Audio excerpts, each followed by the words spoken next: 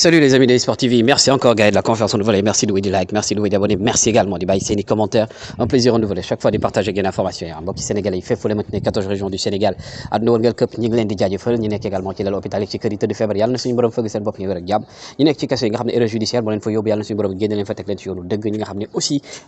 mooy dëddu àdduna suñu borom xale àjjana fi daw si gaay te yéexee ñu on avance ensemble dans la magie de eSport TV l'actualité en continu actualité bi nag dernière minute bi mooy Sky Sport bi nga xam ne wax na léegi bataaxal bi ne Sadio Mané day dem du côté de Bayern de Munich à hauteur de 47 millions d'euros loolu la Sky Sport daal di wax par rapport ak li nga xam ne moom mooy li nga xam ne waxoon naa la ko ne week-end bi tàmbale ko tey ba week-end bi ba suba ñi nga xam ne ñooy waa Bayern dañu war a rencontrer ñii di waa Liverpool nañ ci indi ay leeral mais d'abord yéen kay bi di stade ñoo ne Papis Demba Cissé premier, Niang deuxième, Sadio troisième wax ci li nga xam ne mooy meilleur donc ratio de but en sélection loolu la ñu wax ki nga xam ne mooy Patrick Vieira mu ne quand on voit le travail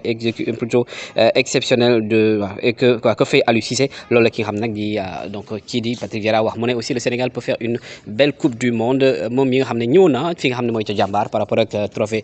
coupe d'Afrique bi nga xam ne waroon na fa ñëw moom aussi bokk ci nga xam ne mooy actionnaire yu jàmbaar c'est Patrick Vieira mais aussi yéen kaay bi di l'équipe ñoo wax ci Leonardo mi nga xam ne moom dañ ko jëlee ca Paris Saint-Germain mu ne mais quand même on a fait Messi par rapport ak li nga xam ne mooy bilan bi mu doon def ba mu ñëwee Paris Saint-Germain ba léegi trophée yi mu jël et tout moom Leonardo wax na ci ne nag merewul benn yoon waa Paris Saint-Germain donc noonu loolu ça fait partie de la vie moo tax mu ne il n'y a pas de bonne manière de dire que c'est fini loolu la wax donc moom aujourd'hui tamit wax na ne mi ngi waxtaan donc nank-nank mi ngi waxtaan nank-nank ak ñi nga xam ne nag mooy waa Valence par rapport à proposition bi ñu ko defal pour mu nekk seen directeur sportif Leonardo le Brésilien ancien maintenant donc directeur sportif du Paris Saint-Germain champion muy li nga xam ne nag mooy Warriors donc bi mooy seen 7e titre 1947 1956 1975 2015 2017 2018 2022 Warriors nag ñoom ñoo dem fekk ji Boston daal di koy dóor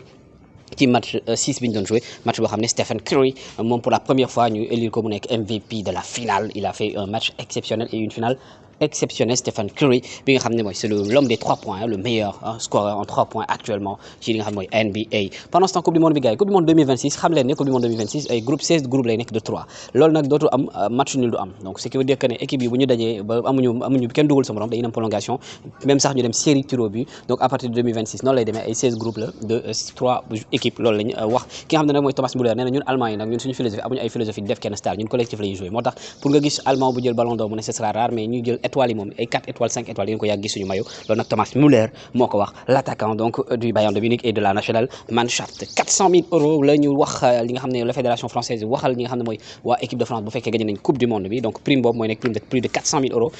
pour chacun des joueurs yoo xam ne pour chaque victoire plutôt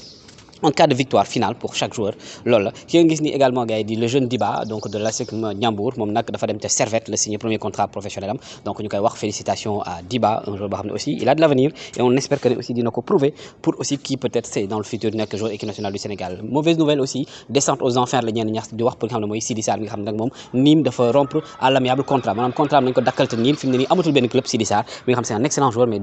généralement temps yi gis ngeen départ yi mi am ñu koy jiñ ay waxum viol et tout donc loolu tax na actuellement il a rompu son contrat avec Nîmes ki nga xam ne nag mooy Changama donc di le joueur comorien bi nga xam ne moo toj daaw saison bi ñu génn bokk fi mooy Ligue 2 moom nag dem na ci Auxerre bi nga xam ne gars yi yéeg na Ligue 1 donc Changama mooy borom coup franc yi gars yi bi nga gisee gars yi kenn Afrique bokk na si dàq de coup franc donc c'est lui que le Auxerre daal di jënd def nañ présentation pendant ce temps ki nga xam ne nag moom mooy donc aujourd'hui kii di Robert Lewandowski gars yi moom nag nee na priorité am Barça la ko jox même bu fekkee ne Paris Saint-Germain ak Chelsea ñu ngi koy xool moom fi mu ne nii daal FC Barcelone daal mooy priorité am ki am mooy Lewandowski ki nga xam ne également mooy Lucien Favre gars yi nee na nag il a trouvé un accord avec Nice pour daal di doon seen entraîneur parce que Galtier dañ ne Paris Saint-Germain daal moo jege pour jënd ko donc moom dafa bëgg a dem Nice dafa bëgg a débarrasser wu ci moom Paris Saint-Germain dafa bëgg loolu la gars yi wax moo tax Favre daal lañ jàppale mooy nekk futur entraîneur du Nice plutôt pré-saison bi Liverpool dañuy jouer ñaari match le 21 juillet contre ñi nga xam mooy RB Leipzig bu Babacar Ndiaye le directeur ça donc mooy Babacar Ndiaye le team manager de Leipzig aussi ñi nga xam mooy Strasbourg bu Habib Diallo ñaari match yooyu donc la ñu war a jouer le 31 juillet ak le 21 juillet pendant ce temps Sky Sport gars yi moo joxe nouvelle bi tout de suite nee na Sadio Mané devrait aller du côté du Bayern de Munich à hauteur de 47 millions ñu ngi doon wax 40 millions mais finalement 47 millions d'euros la ñu wax par rapport ak indemnité tout inclus dedans ak prime de signature et tout donc par rapport ak Sadio Mané et c'est une bonne nouvelle également pour le Bayern de Munich notamment pour Julian Nagelsmann maa ngi leen ko wax ce matin donc Julian Nagelsmann nga xam ne aujourd'hui avec Sadio Mané il pourra repartir sur son système de jeu bi nga xam ne mooy préféré bi mu doon jouer contre RB Leipzig et tout et que aujourd'hui Sadio Mané également comme ni ko Bayern waxee woon moo xoolee ko sa benn vidéo ñoom nee nañ il compte sur Sadio Mané pour pouvoir amener ce mental de gagnant ce mental allemand bi nga xam ne dina permettre ñu mel ne ay Leroy Sané ay ñoom Coman ñu gën a surpasser wu parce que concurrence bi day gën a métti Sadio Magnifique Mané donc bi nga xam ne donc lui il a donné son accord de principe depuis le 8 juin ñi nga xam ne mooy donc waa Bayern de Munich et que Liverpool ñoom dañu woon Bayern bu fekkee da ngeen di ñëw fii di ñu defal proposition boo xam ne baaxul jarul ngeen di ñëw moo tax na Bayern ñoom dañoo jël décision wax naan ko week-end bi tey ba suba